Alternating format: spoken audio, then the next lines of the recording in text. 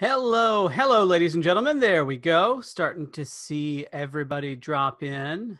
I took my Zoom webinar a minute here. I guess that Zoom is working overtime lately. I can imagine everybody's on Zoom for one reason or another. Well, I wanted to welcome everybody to this month's edition, our July edition of our monthly training webinar. Hopefully everybody is doing well. Glad you could join us here for another month. While everybody gets squared away and into the meeting here, I did want to just cover a few basics as always. First and foremost, we are recording today's presentation, and the recording will be available on our Training Academy page. That's always available the day after, so that'll be available tomorrow. And of course, that's where you can watch replays of all of our past webinars in this series. And because we are recording, everyone has been muted. That way we can get some clean audio. But as always, I do encourage questions. There is a Q&A box that you can use to send in those questions. You'll see that there in the controls for the webinar. Go ahead and use that Q&A box to send in your questions. As a question pops into your head, if you want to send it in, that's totally fine. We'll have some time towards the end of the session to address those questions, but you don't want to lose track of those, so go ahead and send them in as they occur, and we'll hold on to them and address them all at once. Now, for anyone who doesn't know me, my name's Scott Richards. I'm the Director of Training and Education here at Virtuous. Happy to be working with all of you again. And as far as the agenda for what we want to cover today, as usual, we do want to highlight a few of the latest and greatest features in Virtuous. That includes our custom collections and some of the new custom rules for creating contact names and individual names, and even the ability to bulk create contacts in imports. So we'll take a quick look at those, but then I do want to make sure that we have time to dive in to some of our featured content. So we're going to look at a couple of keys to creating successful forms, and we'll look at how you can use forms to really create a conversation with your donors and your supporters. And we'll look at some ways that you can customize donation forms. There is so much to cover today. I say it every month. There's so much to cover today. I just want to keep going, and I hope we can get it all in, and we can address questions as they come in as well. Okay.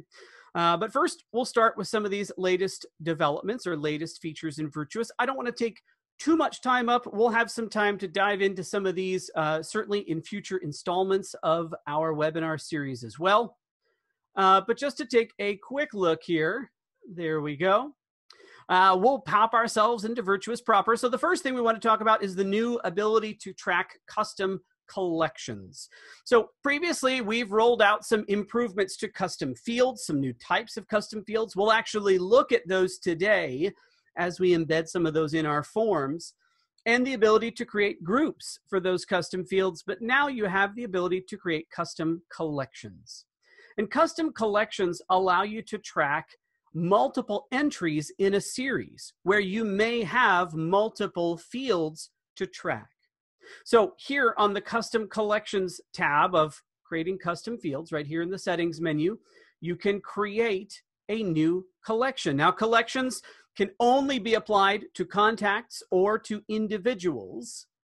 Okay, and you can give that collection a name. It does have to have a unique name. And by unique, we mean you cannot have another collection with that name. And then you can add fields to that collection. And these should look familiar if you've created a custom field. They're the same field types that you've already seen in Virtuous. And they work the same way in terms of creating a list and adding list values. But you'll create all of these fields, and they will live only within this collection. Now, collections, because they are unique, do not allow you to move custom fields in and out of them, which is to say you couldn't create some custom fields and then decide you'd like to put them into a collection, or vice versa. These only live within the collection. But here we have a collection for tutoring. And if we go to take a look at that, you can see that this is at the individual level. And we've got 3 fields that are built into this: grade level, subject, and student name. So if we are tracking someone, we've got mentors who are working to tutor students. Well, we might have some instances where someone tutors multiple students. We might have other instances where they tutor only one student, and we need to make sure that we have room to track all of those entries, right? If we were to only create custom fields, say for student name and for grade level and things like that, the minute someone tutors more than one student, we're going to run out of space. But now here we're looking at good old Bob example, and Bob here has this tutoring custom collection on his record, and it says there's no entries yet. We haven't had any students associated with Bob. Now I do, so I can click on add, and I can come in here and select the grade level. So maybe he's working with someone who's in 7th grade, and he's working with them, not on juggling. Let's do math just for kicks. And he's working with Tim Jones, and we can save that. So now I'll see that I've got one entry here for that custom collection. I can edit that entry. I can continue to add other entries to that list. It's ongoing. In much the same way that you can add contact notes, right? Once you add one note, you can continue to add more. You can add to that series so that you can track a history of all of these entries. So much more flexible than custom fields. Okay, and more to come certainly on custom collections, but they are a pretty cool new feature. And I know I've heard some positive feedback, at least from clients who've been pretty excited to try to use that, which is great. Now, one of the other customization features that we rolled out in the last release is the ability to set custom rules for creating contact names. So this only applies to household contact records. Households are the only place where we have to potentially build a contact name, right? If you go to create a new contact and the type is household, we don't even ask you what is the contact name. We just ask you to tell us who's in the household, and then we'll go ahead and we'll build the contact name based on those individuals. And there's a specific set of rules. You can see those in our documentation for how we create those. And there are 3 basic scenarios for creating those names. Any household with a single individual in it, any household with a primary and secondary individual, and a household with a primary and secondary individual who do not share the same last name. Right? So if I have Bob Jones in a household, that'll be the Bob Jones household. If I have Bob and Sarah Jones in a household, it's the Bob and Sarah Jones household. And if I have Bob Jones and Sarah Smith, the Bob Jones and Sarah Smith household. Pretty straightforward there.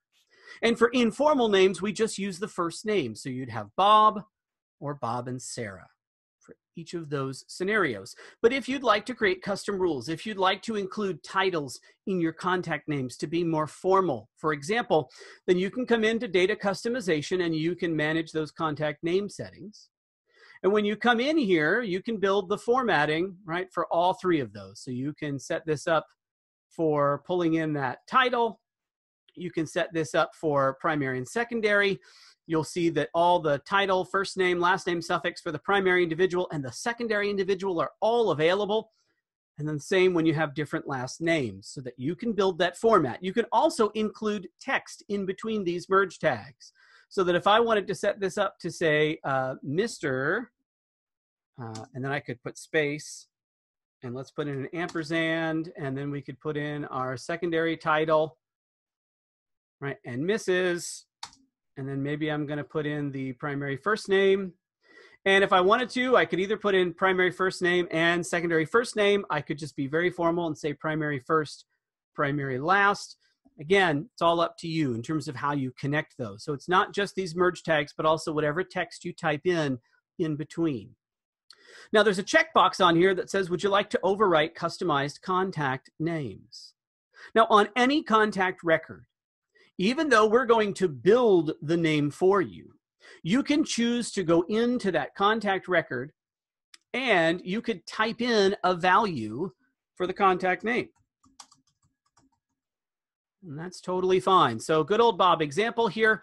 If I were to go to Bob example's record and I said, hey, while his name is indeed Bob example, I'd like to change the contact name here and make this into Mr. Bob example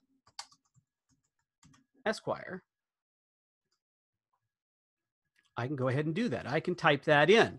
Once I type that in, that becomes a customized contact name. Okay, so when I create my rules, when I create my rule sets here, I can choose to just save these formats or save and apply, meaning go ahead and reformat all of the contact names in my database according to these rules I've just created.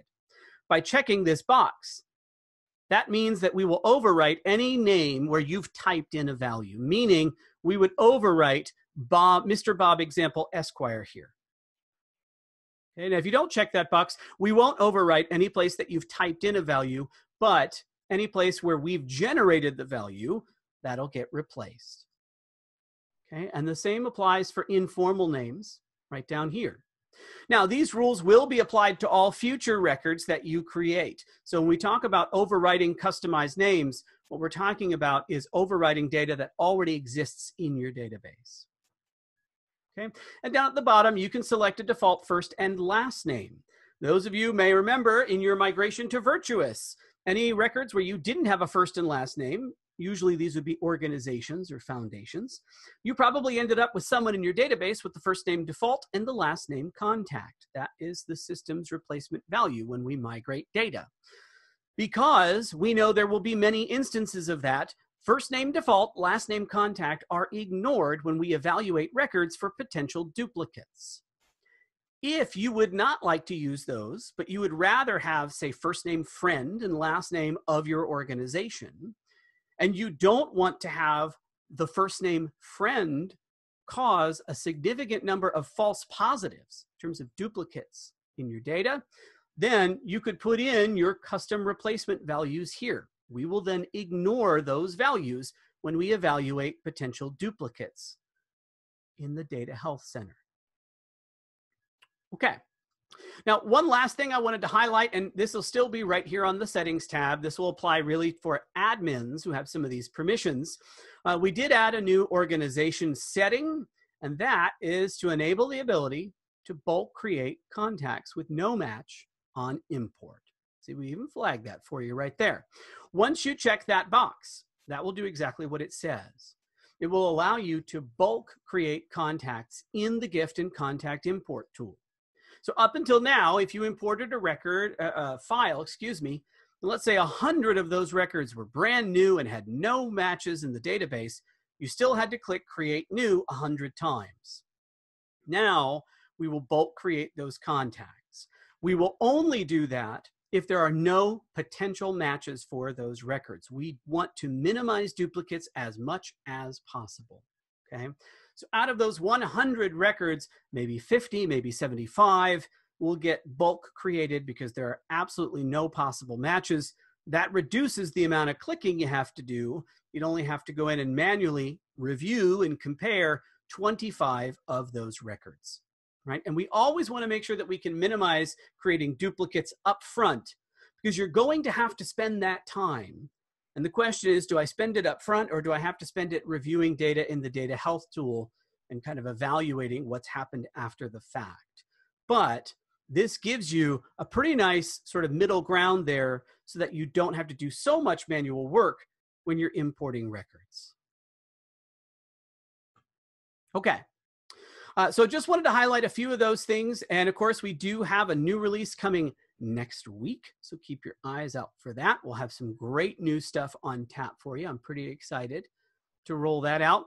But I do want to make sure that we have plenty of time, like I said, to dive into our featured content for this month. And that is really talking all about establishing connections, connecting with Virtuous Forms. Right? There's a lot of things you can do with Virtuous Forms.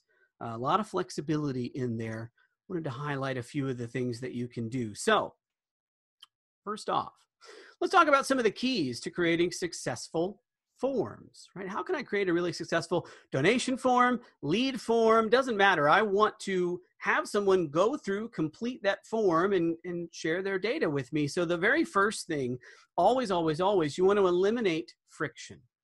Make it as easy as you can to complete your form and don't ask for more info than you need, right? Sometimes including too many fields on a form simply makes it look as if it's going to be hard to complete. So if you think, well, it would be nice if someone gave us all this data, we don't have to require it, we'll just throw it into the form. Really, anything visual in that form is adding a minimal amount, but still adding some friction to that process. The bigger thing is with requirements, right? I don't want to require more data than I need for someone to complete that form. So for example, if I were to require first name, last name, middle name, phone number, email, street address, and a bunch of other data, when really to process a donation, I don't need the street address. I don't need all of that data. Well, if I'm requiring all those things, I'm just adding friction to the process. And it's a balancing act. You want to make sure you collect the data that you need without adding too much friction to the process. Okay.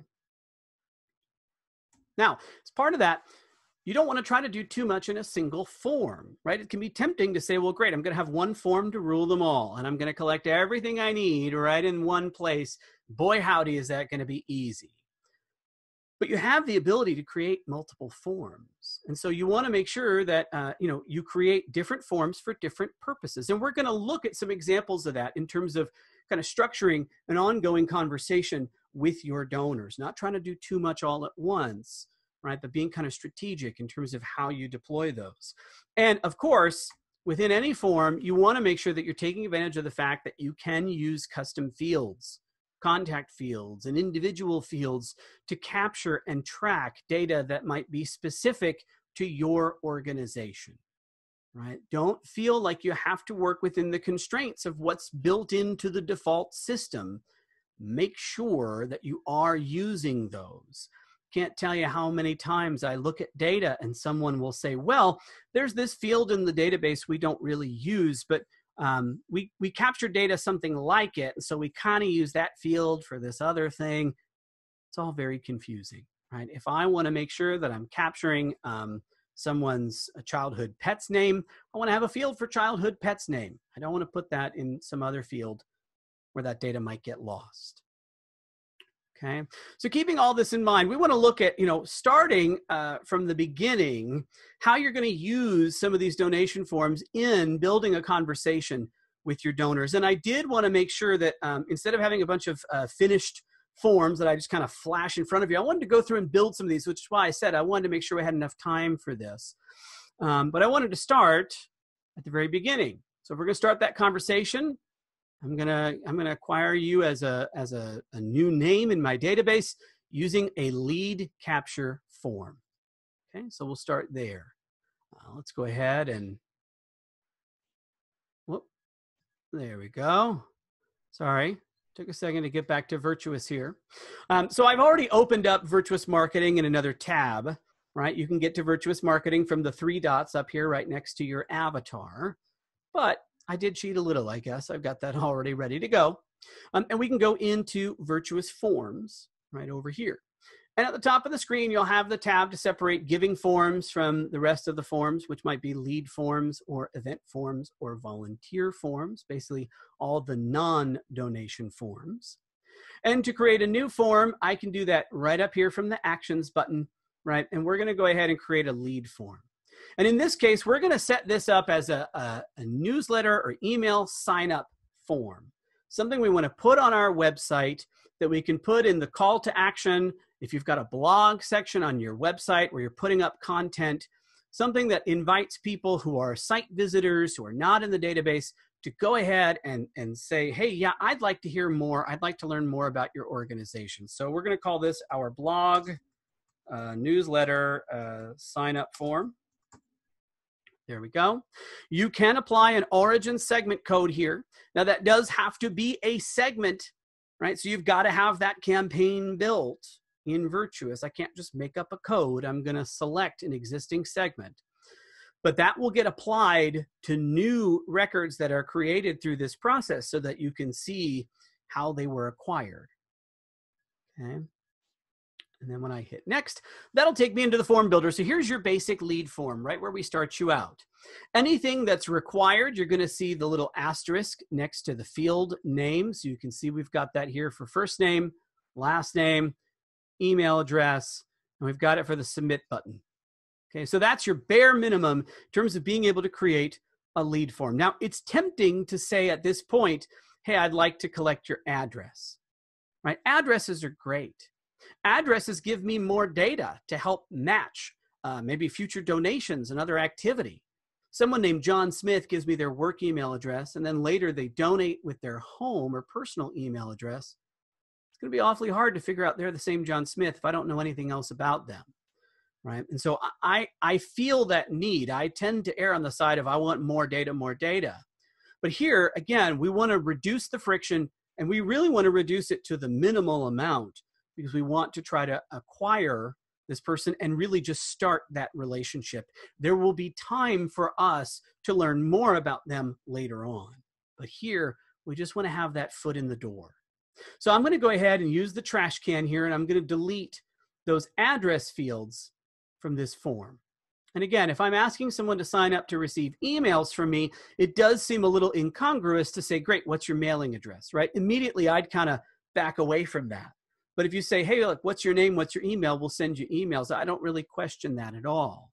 I know you need my name. I don't want to get emails that say, dear sir, or dear friend. I want them to say, dear Scott, right? That's the minimum amount that you need. And remember, the minimum information required to create a new contact in Virtuous is a first name and a last name, right? So I need that at least. Now remember, for any form, you do have the ability to add a heading or to add a paragraph. Right? These will give you some text boxes to put some design around that form. So I could drop a heading up here at the top. Okay, and then if I click to edit, I could go into that heading and I could say, sign up for our emails. Hooray. There we go. Now, if someone's going to sign up for emails, that means that I really should be adding them to some email lists. And that's where the email preferences field comes in. We'll drag that bad boy in here. You can see it's a checkbox list. And if I click on it, it's called email preferences. I could change this to, how would you like to hear from us? Or what tickles your fancy? If we want to be interesting, I don't know. So we could plug that in, and then I can come up here and select from all the different email lists in the system, which ones do I want to include here? Okay, so maybe I'm going to say, hey, I'm going to give you a smorgasbord of choices, and you tell me what you want to get. Right? There's my newsletter, project updates, volunteer updates. Hey, there you go. Now, if I do that, right, and if I did that, I'd probably want to take this field and put it above the submit button. Seems a little weird.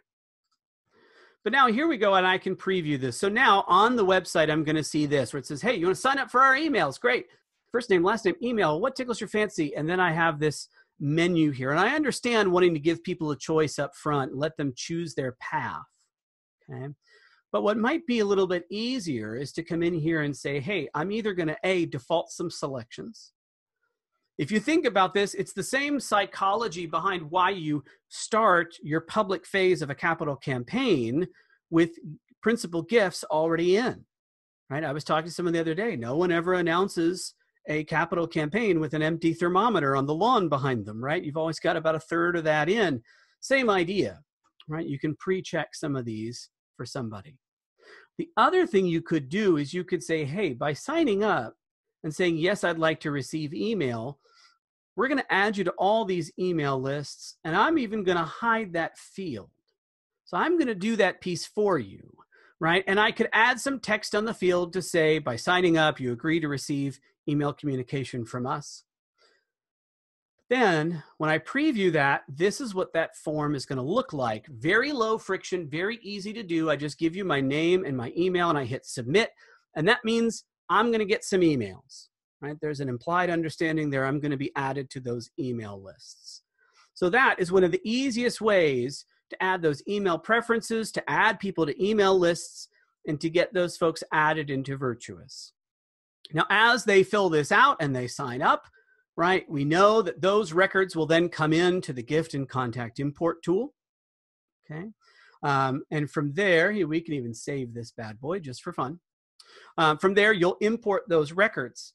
And I can even start to kick off some automation sequences based on that.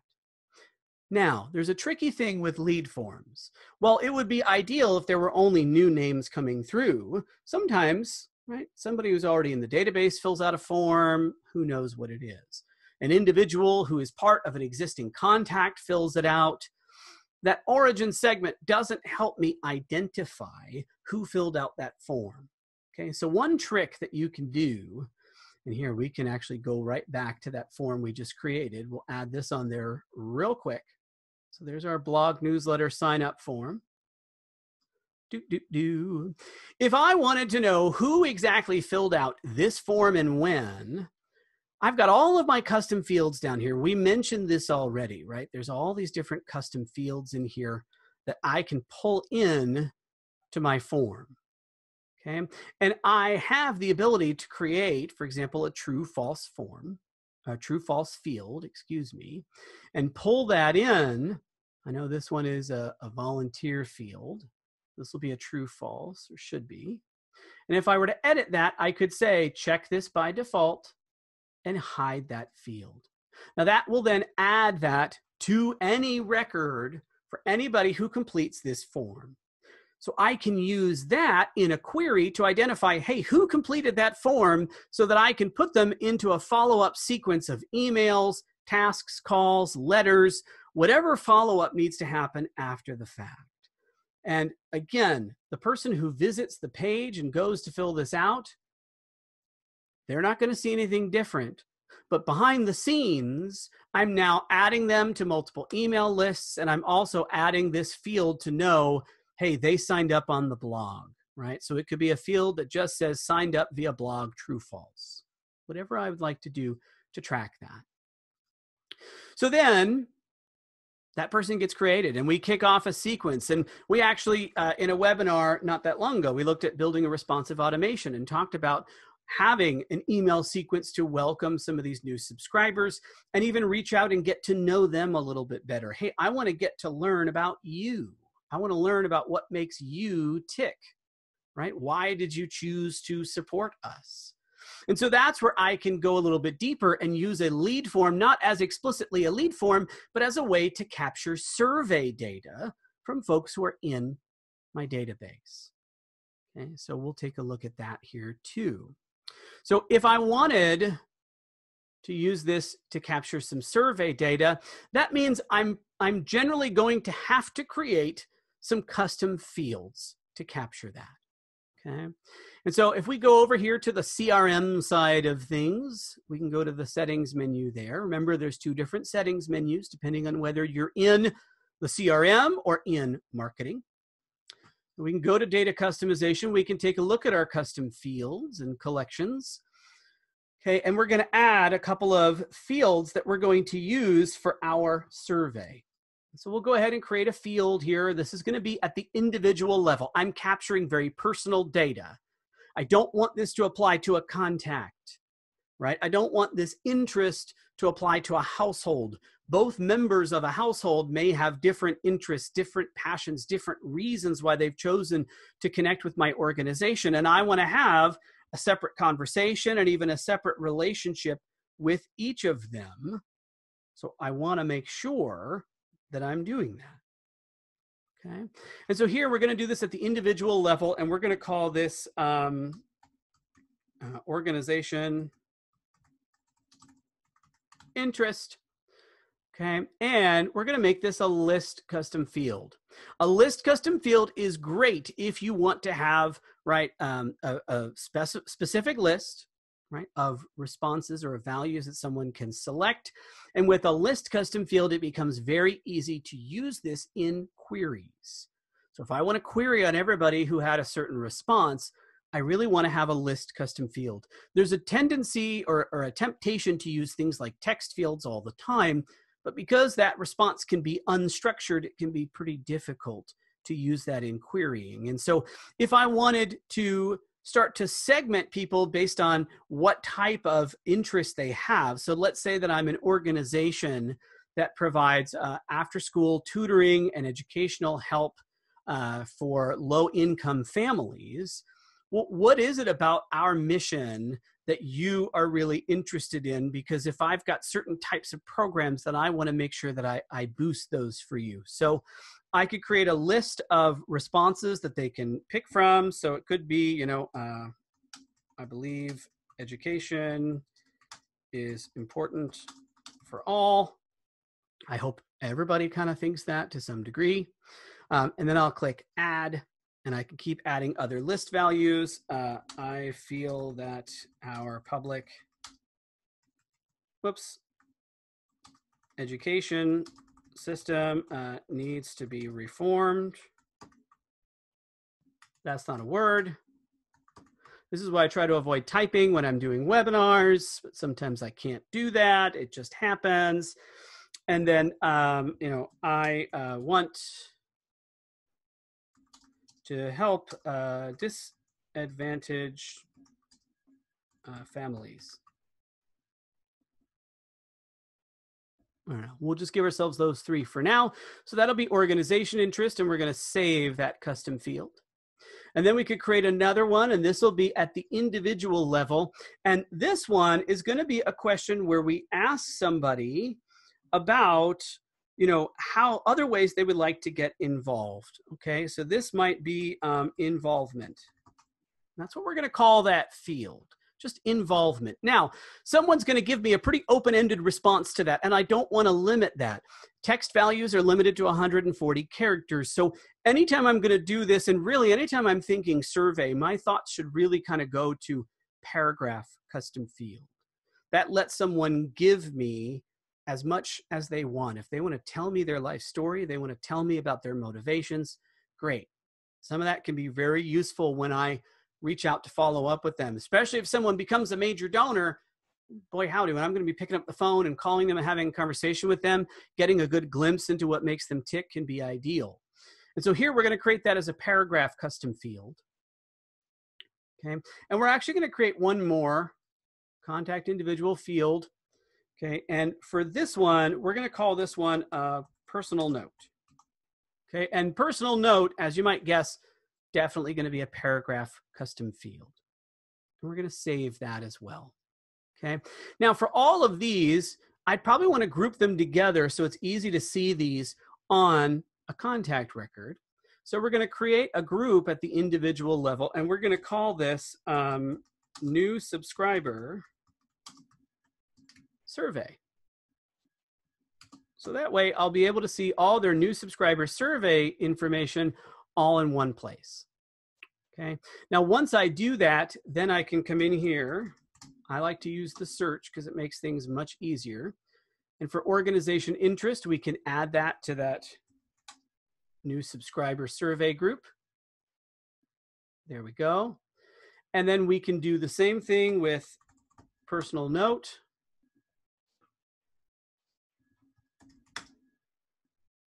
There we go. And we can do the same thing with the involvement field. Involvement, contact individual. We'll put that in that new subscriber group too. So new subscriber survey, there we go. So now I've got all my custom fields set up. And remember, with those new subscriber fields, if we look at our buddy Bob example again, open him up in a new tab here. When I go to look at Bob's data, I'm not going to see those fields yet. I don't have any data in them. But if I were to edit Bob's record, I'll see custom fields. And then I'll see that grouping right down here for new subscriber survey, letting me know about their involvement, their interest, and then whatever personal note they filled out. So it's easy for me to digest that. It's in its own grouping, its own space there on his record. Okay. So now if I go into my form, I'm going to go create a new lead form, and this will be my new subscriber survey form.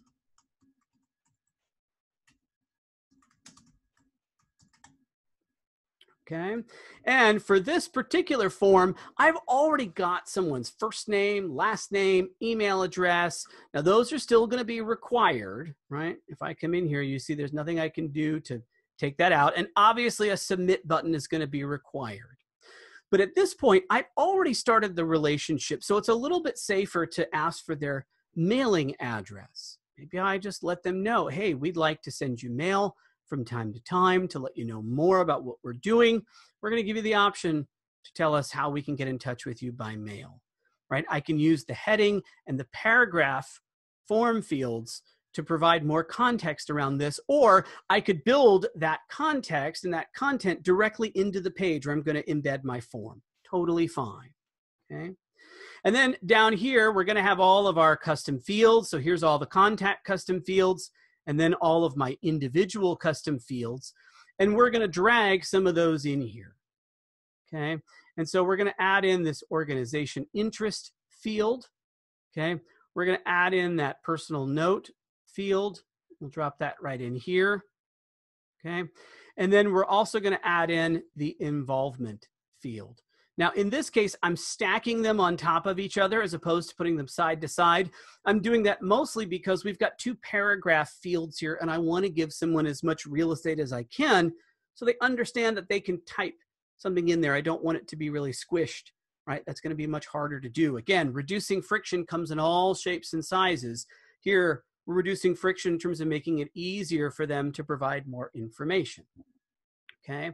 Now, these fields have names that are kind of stinky. So kind of stinky in the sense that if I were to leave them as is, well, this form now says organization, interest, involvement, personal note, right? I don't necessarily love that. So I'd like this to feel a little bit more conversational. And that's where being able to relabel these becomes important, right? So I can say, what would you say drew you to our organization or mission, right? A lot of times I'll see custom fields where the name of the field is sort of a question, ends with a question mark. Well, really that field name should be pretty short and sweet and easy for me to digest and use in queries. If it is going to be a question that I'm going to use in a survey, this is where I build that question. Okay, so that'll appear that way. So involvement, here we can do the same thing. So, please let us know if there are other ways in which you would like to get involved in our mission. Okay, and then for the personal note, again, what else would you like to let us know about you? I don't know. What else do you want to share with us, right? That basically says, hey, I'm not dictating here, but is there something else that you think we would find interesting that we should know about you? Great. I can add all those in, and then when I come in to preview this, right, this starts to read a little bit more like a survey. So take advantage of that ability to re-enter those labels or to rename those fields on your form itself. Again, if you're creating a custom field and your custom field name ends with a question mark, that should be the sign in your head that says, wait a minute, this sounds like something that I should really be doing in the form. Let's give the field a much simpler name. For example, could you imagine in building a query having to type this in every time you want to query on this field, or even this right here? Pretty epic, right? Whereas involvement or organization interest, much easier to work with in the database. Okay, so we can embed that on our website. Now, the next step here, right? So we've established a relationship. We've listened, right? We don't just want to talk about ourselves. We want to listen. That's true in any relationship, and certainly true with the donor relationship as well. And so we've listened and we've asked some questions to learn more about this person who has signed up for our emails and things like that. And now we've gotten to the point where we're going to suggest that logical next step. Hey, it's time for you to make a donation. So now we're talking about giving forms. Okay. And so within my giving forms, there's a couple things I want to highlight about donation forms. So here we can create a donation form or giving form, create a giving form right in here, right? And I can still give that a name. So maybe this is my new subscriber donation form, okay? I can set a default project. So that way I don't have to worry about what project I build into the form. I don't have to worry about having someone tell me the project, I can just say, hey, look, if you give via this form, I'm going to assume it's going to my general fund. I can build that right in. And I can do the same with the media outlet. I can have a default segment code. If this is going to be the de facto donation form on your website, just where someone clicks, you know, donate or give now, I should already have a segment code built for that. And I can build it into the form right here. And I can even apply a premium. Okay. If you would like to make this form international, you want to accept payments from outside the US, you can do that. Here, well, you can see I'm getting yelled at. I don't have Virtuous Giving set up here, but we can at least get into the form editor. So this is my default giving form layout. It's pretty good. It, again, covers all the basics that I need, but of course I have the ability to come in and customize this as needed. If you do have double the donation integration, that'll be inserted at the top of the form. Someone can search for their employer to see if there's an employer match, right, that they can apply to this gift.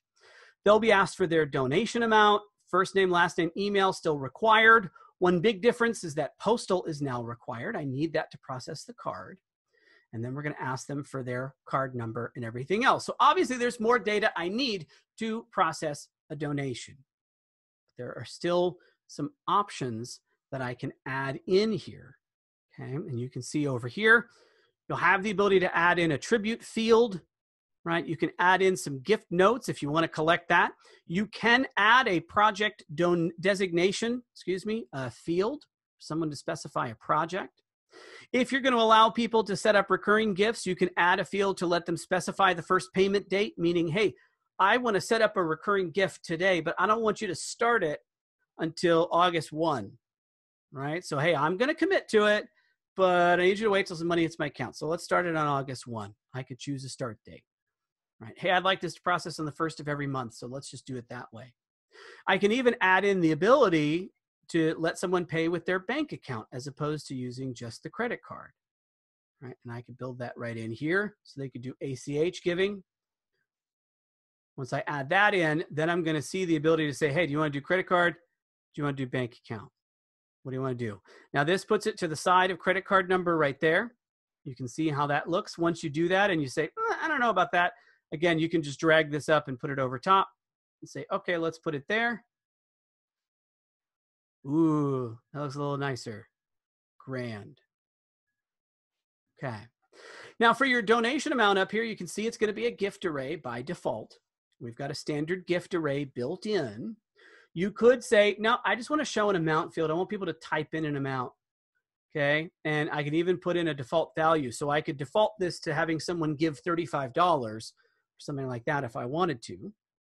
Although a gift array, usually you're going to get some better results there, giving them an array.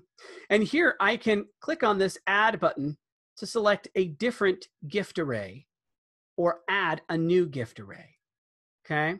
So I've got a few different gift arrays that I could have in my, you can see I got one for training webinar, I got my standard, got my sales training, got a few in there. But if I add a new gift array, I can come in here and I can even use a customized gift array. Now we covered this in a previous webinar, right? Being able to customize that gift array, tailor it to someone's giving history with multipliers. So that way, if an unknown donor goes to this donation form, it's just going to ask them for whatever's in the array, $35 right up here. If someone is going to come in here who has given previously, I could say, hey, I want to start with 1x their average gift amount and go up from there.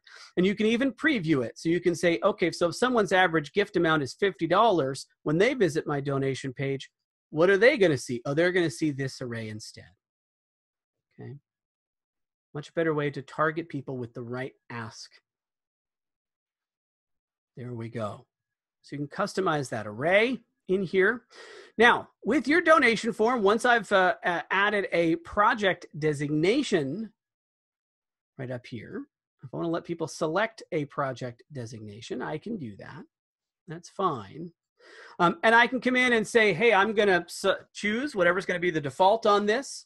I can give them a choice to use all the options, or I can select which of my projects I want to make available. Remember, your projects have to be active, public, and available online in order to use them in a donation form. Okay, and I can even use this toggle to allow someone to split their gift among multiple projects right on this form. Okay. Now, in addition to all of these settings, there are some really neat things that you could do by customizing the URL for your donation form. I want to make sure that we can see a couple of these things here.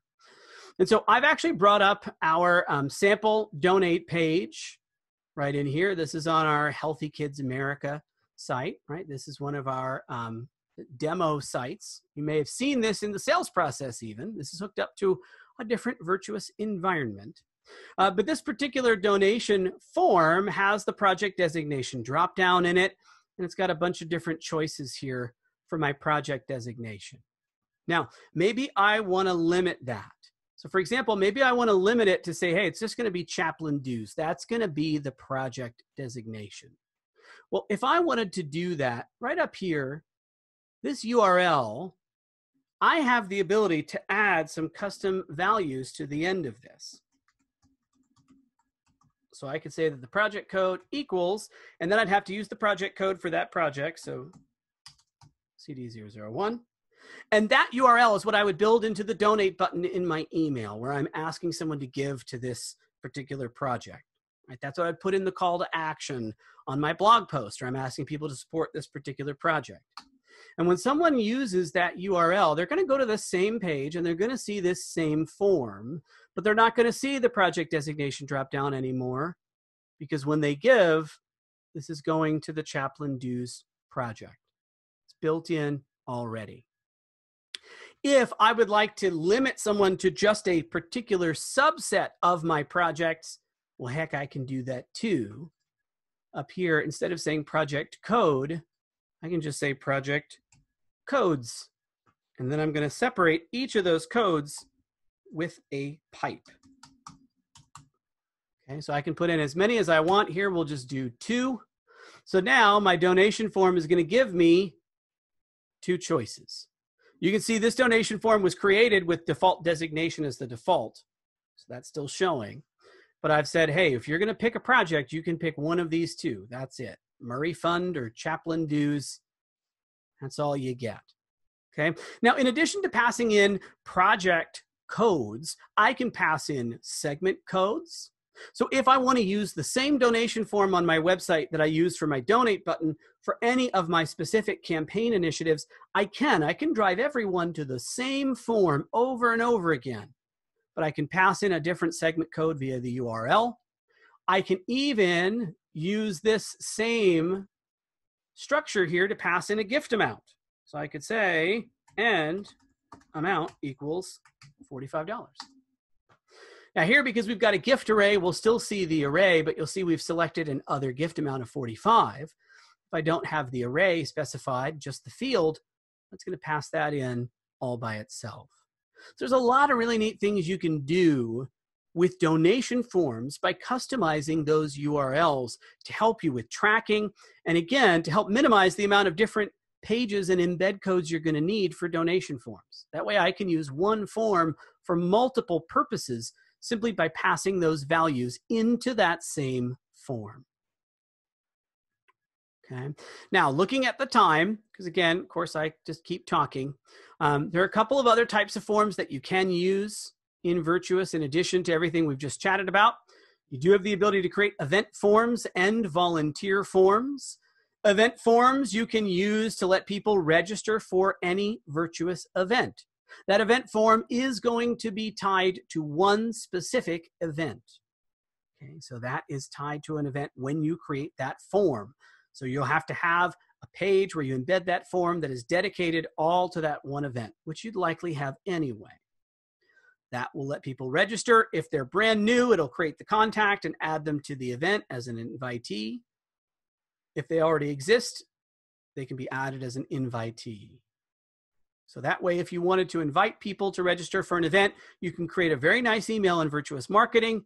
You can have that event form embedded on a page on your site. You can tie that to a button in that email and let them register.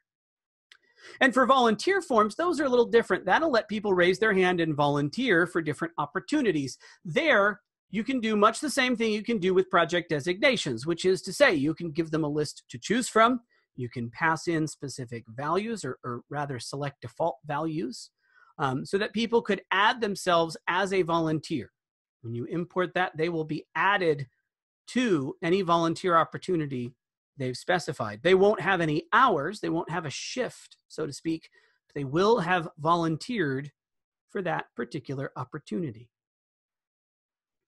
Okay. So, questions. I want to make sure we have some time to address questions. I know I've seen some come through here. So we did have a question about querying the origin segment code associated with the lead form in order to send a follow-up email, right? It won't include people who are already in the database. We talked about this, right? You can include a hidden custom field on the lead form and query on that hidden custom field. And so this question is about that, creating a large number of hidden custom fields. So it looks like this is more of a request for some new feature development. I'll say that is something that we've been looking at as a team to make it a little bit clearer or easier to identify who has completed a specific form. And as you all know, if you do have some features that you'd like to recommend, or features that you are thinking, hey, boy, I have a great idea, you can always submit those to our support team. You can email support@virtuoussoftware.com, or you can use the messenger widget built right into Virtuous proper to send that into our team. Anyone who's been using Virtuous for a while will know we do review all of that feedback very seriously. We do everything we can to try to incorporate feedback into our roadmap, and pretty much every release has features that have come directly from user feedback. Okay.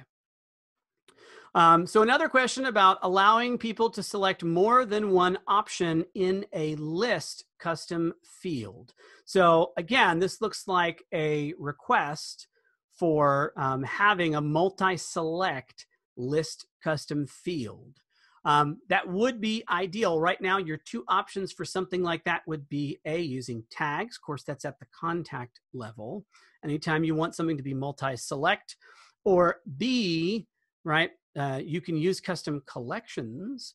In this case, what you'd have to do, if I want to give somebody filling out a form the ability to select multiple values, those would have to each be separate true or false or Boolean custom fields. And they'll appear as checkboxes. So they can check off any that apply, and that will apply all of those values to their record. Right? I can use those on contacts or on individuals, and I can use those custom fields in my form. We saw that with the volunteer custom field that we built into one of our forms here, but any of these, so this is a true-false field here, right? This one here, willing to be a solicitor. This is another one that's a true-false. I can line that up right next to it. I believe this is a true-false field. This is what happens when I have a fake database, right?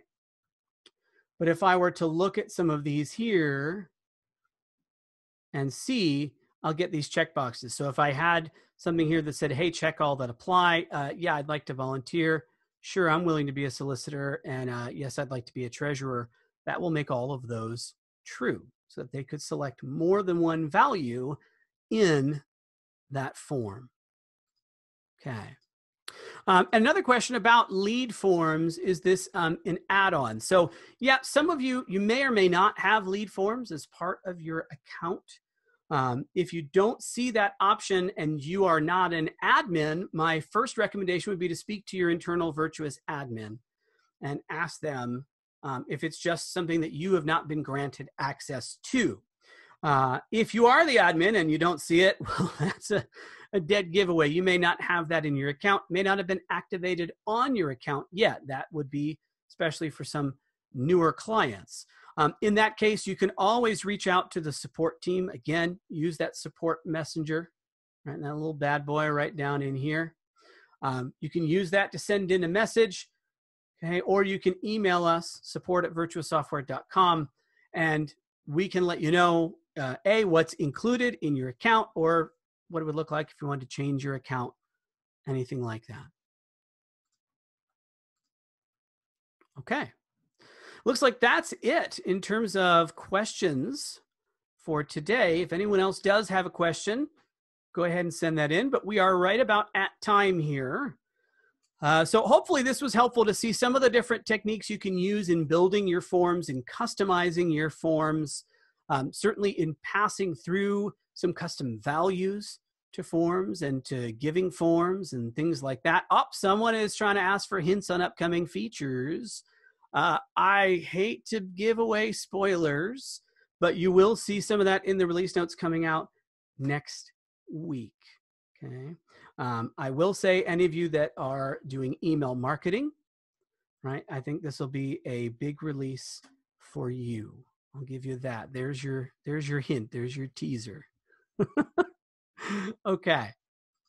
I got to say, it's so exciting that people do get excited about all these new features. We spend so much time working hard all the time on constantly improving Virtuous. People ask me all the time, is this how this always is in Virtuous? My answer is always the same. That's how it is today, right? Because it's constantly evolving. So it does make me excited when people are jazzed to see all the new things, because we do spend so much time trying to make sure that we're making Virtuous as good as we can. So quick reminder, do tune in next time to learn about using data to send better email. That might also be a little hint there. And don't forget, our training webinar is on the third Thursday of every month, so mark your calendars, and you can see and register for all of the upcoming training webinars on the Training Academy page. So if you were in Virtuous, you can just click on Training. That'll take you to that Training Academy page. You can see today's webinar and what we have coming up in August and in September. We'll always announce our upcoming webinars quarter by quarter. Okay. And as always, I like to leave you with some ideas from folks who are smarter than me. This is from the folks at Next After, who have done so much work on optimizing lead forms and donation forms. One of the things they mentioned, which I thought was great for our theme of listening and having a conversation, is that it is your donors who will tell you how to create a donate page that's optimized to work. Meaning, set up that donation page, put it on your page, test it out, see what results come in. If you want to make a modification, you can do that, and then you can test that out and see how that works. And look at what happens if you do require some additional fields. If you do reduce the amount of fields on the form, does that help? Does giving a clearer call to action at the top of the form help? There's all sorts of things you can do. And really, it's always, always, always about listening to your donors and then responding to what you get from them. All right. Thank you, everybody, for joining me. And I will talk to all of you, hopefully again, next month. Bye, everybody.